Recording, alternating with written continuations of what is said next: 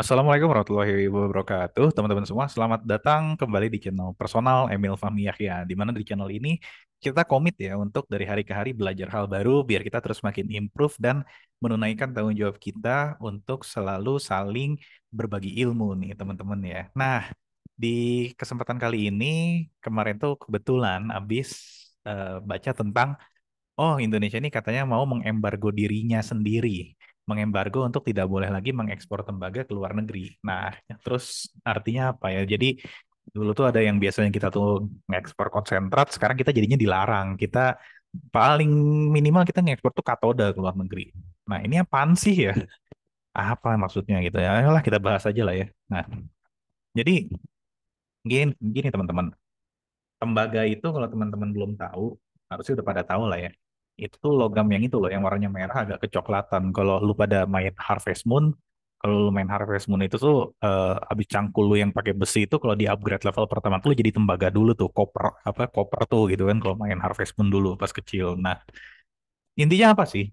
Tembaga itu adalah logam ya, logam yang dipakai memang penggunanya itu untuk urusan mengkonduksi, konduksi listrik dan panas. Nah, kenapa itu penting? Ya iyalah di zaman sekarang siapa coba kagak pakai listrik ya? Laptop lu pakai listrik. Ini kita ngobrol di YouTube ini pakai listrik gitu. Buat ngerekamnya webcam pakai listrik.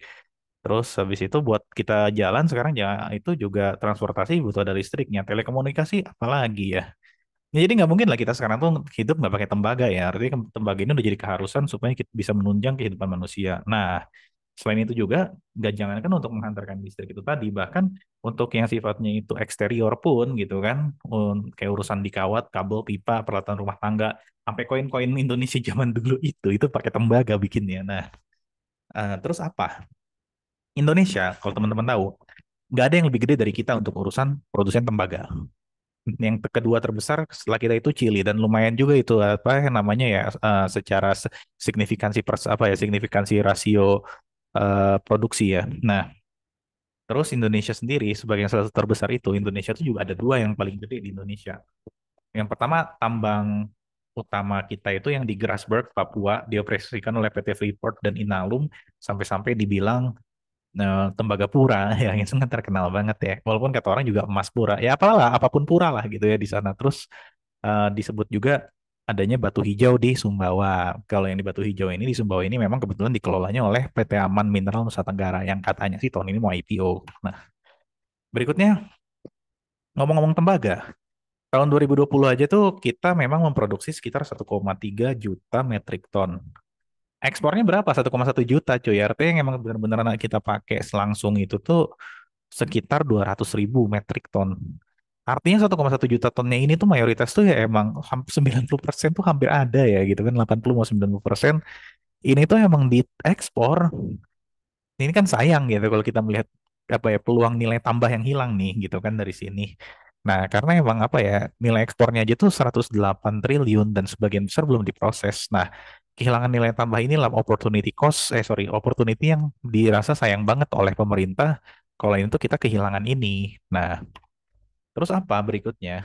Nah, yang berikutnya itu adalah menanggapi memang fakta-fakta ini bahwa kita memang perlu industri yang memang lebih terhilirisasi, memang lebih downstream atau punya nilai tambah yang lebih tinggi. Maka dari itu pemerintah tuh melarang ekspor konsentrat dan nanti ke depannya bahkan sekarang harusnya udah mulai mau implementasi ya. Hanya yang sudah di smelting menjadi katoda dari yang awalnya bentuk konsentrat menjadi katoda yang boleh diekspor si tembaga ini gitu ya. Sebenarnya teknisnya harusnya udah dari tahun lalu ya, cuma masih bisa diundur karena memang ada komitmen buat bangun smelter itu dari si Freeport sama Aman. Nah, jadi sejak itu memang nantinya di Mei tahun depan itu katanya mau udah jadi katoda tembaga, harusnya ini bakal game changing nih secara global. Nah, kenapa itu bakal game changing? Karena gini ya, kita yang terbesar, kalau kita tiba-tiba serampangan aja gitu kan melarang ekspor konsentrat, goyang itu seluruh dunia gitu. At least harga komoditas goyang. Harga komoditas goyang, sebenarnya yang pertama kali kena dampak ruginya ke kita itu adalah ya kita sendiri. Itu akan mengurangi pendapatan negara. Yang karena juga harga komoditas globalnya turun, kita sendiri jadinya nggak dapat pendapatan lagi itu dari si ekspor konsentrat. Dan bisa jadi kita jadi musuhan sama banyak. Sekarang aja Jokowi udah apa ya, udah keras-kerasan ini kan udah main main gila mereka ini sama WTO gitu kan. Ya itu juga kayaknya bahaya juga nih gitu kan kalau misalnya kita nggak hati-hati. Cuma ya Harusnya kita dukung presiden kita lah ya, karena nggak ada salahnya hilirisasi. Justru itu yang terbaik buat negara kita. Nah, berikutnya, di satu sisi memang gini ya, kita akan kehilangan pendapatan jangka pendek. Namun, dari sana, lapangan kerja yang tumbuh, ketergantungannya, dan juga nilai tambah ekspor katoda ini, itu akan menutup itu semua. Artinya, kalau kita awalnya hilang 10, terus dapat 10, ditambah plus plus plus plusnya yang lain itu banyak dampak positif. Why fucking not kan, teman-teman ya? Oke, nah, pertama gini dulu lah. Mungkin kita ulik-ulik dikit lah ya, kita main-mainin dikit lah ya, gitu kalau apa main tebak-tebakan angka. Jadi volume ekspor yang hilang itu berapa nih? Kalau ngambil data dari ESDM tadi kan 1,1 juta ton metrik nih, sekitar 108 triliun lah ya, atau 7,6 miliar dolar. Nah, kalau kita asumsiin aja harganya di waktu 2020 itu adalah 6.000 dolar per ton. Nah, terus habis itu ya nilai ekspor tembaga per tonnya itu kurang lebih ini bakalan sekitar 6.909. Nah, terus kita bikin proyeksi sampai 2024 itu ada asumsi pertumbuhan sekitar 5% per tahun. Jadi volume ekspornya itu di 2024 itu sekitar 1,3 juta ton metrik. Nah, dari sana harga harga rata-rata tembaganya itu tuh jadi bisa naik gitu kan, di mana nilai ekspor tembaga per tonnya adalah 9212 US dollar. Jadi kita tuh sebenarnya eh, dampak damage jangka pendeknya adalah kita kena kerugian 171 triliun nih nanti nih begitu ini implement. Cuma kita harus fair juga. Kita fair dengan cara apa? Kita fair dengan cara bahwa kita tuh kan kehilangan kesempatan buat mengekspor konsentrat ini ke negara-negara luar yang butuh. Namun kita jadinya ekspornya katoda langsung. Ya mereka juga langsung butuh dalam bentuk katoda sih gitu kan. Ngapain juga mereka kalau bisa dapat konsentrat mereka katoda gitu. Nah, katoda itu kalau misalnya di dalam negeri itu tahun 2020 tuh sekitar 600 ribu ton metrik ya. Terus harganya rata-rata 7.000 ton gitu kan. Maka 7.000 per ton jadi nanti ya kurang lebih ya kita ambil kasar aja kurang lebih harga impor katoda per ton itu 6.000. Nah, dari sana pertumbuhan rata-ratanya sampai 2004, let's say katoda ini kebutuhan dalam negeri ya karena kita emang juga industrinya lagi tumbuh 10%. Kebutuhan katodanya itu artinya di 2024 kan naik ke 880 ribu ton metrik. Terus kalau kita asumsikan harga tembaga rata-rata itu 9.000 per ton, jadi nilai penjualan katoda per tonnya itu kira-kira 7.500 USD. Dari sana kita punya pendapatan potensinya itu sekitar 94 triliun nih teman-teman. Nah, dari situ kita hitung juga nih biaya yang dipakai buat ngebangun dan ngoperasin smelter dalam negeri. Ya singkat kata buat bikin smelter kalau gue dapat datanya nih ya dari rilis PT Freeport terkait yang di Gresik itu sekitar 2,8 miliar bisa menghasilkan 5.100 ribu ton metrik per tahun. Biaya pembangunannya sendiri ya 1,8 miliar nih. Dan itu bisa ngasih kapasitas, ada tambahan juga yang dilakukan sama si Aman di Sumbawa. Mereka bikin juga 1,8 miliar US dollar tuh untuk kapasitas produksi 300 ribu ton metrik per tahun.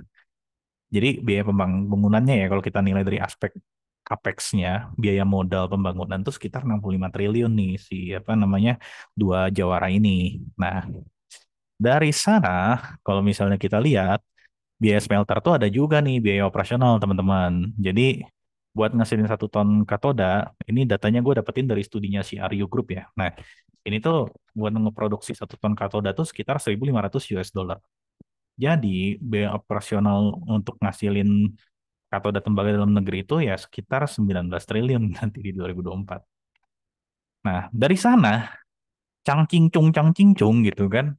Intinya adalah keuntungan bersih kita tuh ada 76 triliun. Wah, anjay, itu kan masih artinya masih positif ya teman-teman ya. Mau udah tadi ada capex-nya lumayan gede gitu kan, potensi pendapatan hilang.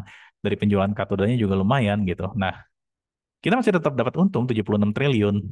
Kalau lo mau cek angka-angka gue, sok aja lah kalau mau dikoreksi atau gimana ya. Cuma intinya adalah kalau gue hitung kasar aja, sesuai dengan logika kita ya secara kualitatif, memang ini bakal untung. Jadi gini, kalau misalnya ini aja nggak untung plus-plus, terus banyak trickle effect-nya yang bagus buat naikin lapangan pekerjaan, buat ngasih nilai tambah, ngurangin ketergantungan, itu aja kita ambil. Sekarang ini untung. Kalau kita nggak ngambil kesempatannya, apa pelarangan ekspor ini, kita nggak keras-kerasan sama WTO sekarang, kita goblok sih guys gitu ya. Jadi biar kita nggak goblok, ini buat long term kita juga ya hajar lah ya hilirisasi ini gitu ya.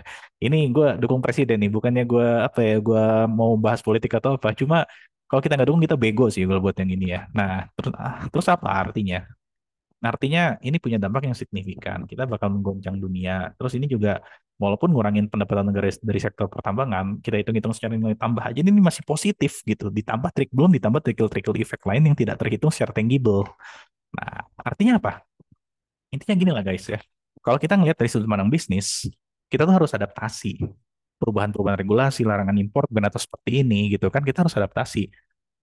Ini aja udah dari tahun 2013 kan kita terus-terusan tarik ulur adaptasi sampai akhirnya benar-benar kita mau melarang ekspor konsentrat tahun depan harus ekspor katoda. Asik nih mulai ini mulai berani nih negara kita kan buat main apa main keras nih gitu kan di perdagangan internasional. Harus dukung nih yang kayak gini-gini nih gitu. Jadi jangan main gertak sambal doang gitu kan anti penjajah gitu kan cuma miskin apa makan nasi aja nggak bisa masyarakat yang ini kalau emang misi kita maju kita berani ngelawan hegemoni dan kita juga sebenarnya di sini bisa maju karena memang hitung-hitungannya masuk positif gitu kan trickle effect-nya itu secara kualitatif yang intangible-nya juga banyak ya why fucking not lah let's go gitu nah yang berikutnya memang gini untuk jadi negara maju tuh nggak cukup kita main jual-jual barang aja gitu kita ekstraktif jual kita ambil barang jual tanam apa jual gitu kan kita harus punya daya saing dan ini bisa nantinya itu menjadi trigger supaya kita punya daya saing yang memang kuat nih di dunia internasional. Kita tuh jadi mulai titik balik dari Indonesia yang awalnya itu negara yang apa ya, negara yang agraris atau negara yang emang apa ya, ambil sumber daya jual, ambil sumber daya jual, kita di sini emang bisa naikin nilai value added tadi dan ini bisa jadi trigger untuk industri-industri lain. Nah, yang berikutnya adalah bisnis di Indonesia ini harus bisa menjalin kerjasama dan kemitraan. Karena gini teman-teman, ini nggak akan mungkin terjadi kalau emang kemitraan kita dan hubungan kita nggak bagus ya sama apa orang apa negara-negara lain di luar negeri gitu. Dan ini mungkin kita pelajari teman-teman sebagai pelaku bisnis, kita emang harus jaga hubungan baik itulah sama pihak-pihak luar ya, terutama koneksi kita secara global. Nah, paling itu aja kali ya soal larangan ekspor tembaga dari Indonesia. Harusnya ini bisa jadi tambahan ilmu baru ya buat kita semua dan dengan adanya tambahan ilmu baru ini semoga kita emang benar-benar bisa improve dari hari ke hari dan menunaikan tanggung jawab kita untuk selalu meningkatkan derajat manusia itu supaya kita semakin memanusiakan manusia. Oke, thank you. Mungkin itu aja. Sampai ketemu di kesempatan berikutnya. Assalamualaikum warahmatullahi wabarakatuh.